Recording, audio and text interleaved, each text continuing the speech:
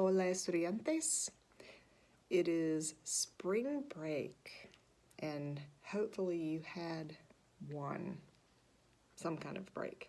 I know you might not have been able to go anywhere, but you had a nice little break from all the work we gave you, and hopefully got to do something fun. And I can't wait to hear all about it.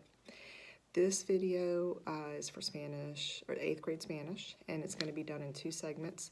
We're on number 3 in our Easy Spanish Reader. Most of you have been doing a fabulous job. You read your stories, wrote the answers to the questions in complete sentences, and sent them right in to me. So all of that's been going so nicely, and I appreciate your hard work. I'm just going to dive right into the story because I have quite a few things to say about it. Okay. Have a copy in front of you. I try to always remind you of that. Hard copy, or look at your tablet, whatever device you're using to download this, okay? And it's going to be available on GradeLink. La familia de Enrique. The first thing we notice in the title, you can't say Enrique's family the same way we do in English. We would just say Enrique, put an apostrophe S, and we know that that's a possessive construction. We say Enrique's family, or Denise's jacket, or Aiden's paper, but we can't do that because that piece of punctuation simply doesn't exist in Spanish. No se existe. So in order to say Enrique's family, we have to say la familia de Enrique. And I know y'all know how to form that prepositional phrase that shows possession. So we start out there. La familia de Enrique. La familia Pereda es muy grande y vive en una casa bastante grande. Enrique tiene 2 hermanos y 2 hermanas. En la casa de Enrique viven su padre, su madre, sus 4 hermanos y él. Su padre se llama Ramón y su madre se llama Mercedes. Ellos son españoles. Ramón es ingeniero. Él es muy importante en su trabajo porque habla inglés y español. Mercedes es profesora de español en un colegio de la ciudad. Los hermanos Enrique son alumnos en una escuela primaria. Ellos hablan inglés y español como Enrique. En casa, la familia de Enrique habla español. So, interesting little story, very straightforward. The family is big, they live in a big house. If I had to really narrow this whole thing down to one word that I would want you to take away from this, it's bastante. Bastante is a really frequently used adverb. And just a quick lesson on adverbs. Adverbs describe words most of the time that are already describing.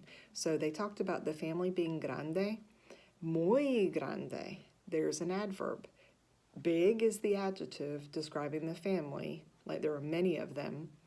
But then they added another word to take it up a level. So we got muy grande, and the house is bastante grande. Bastante really depends on how you're using it because it can mean rather, quite, enough, like if something is sufficient. But in this case, what they're saying is it's not just grande, it's rather large. It's even pretty. If you think about like, wow, he's pretty tall. Not pretty, bonita, but the adverb form. So you can say he's tall, he's quite tall, he's very tall. And we really have to isolate those words in Spanish 1 and 2. So it's good if you go ahead and get it now.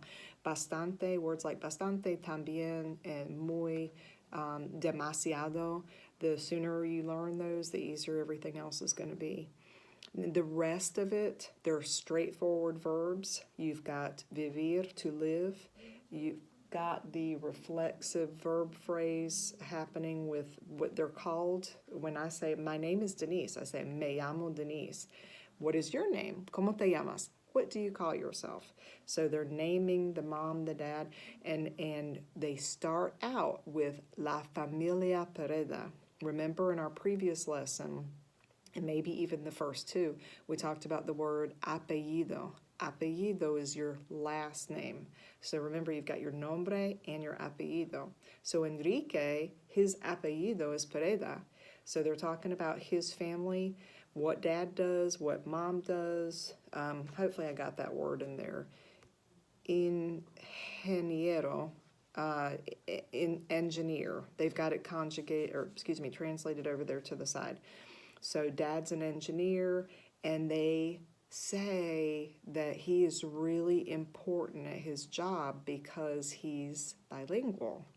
So mom is a Spanish teacher, dad's an engineer who speaks 2 languages, and then the rest, I don't want to say because I want you to figure it out.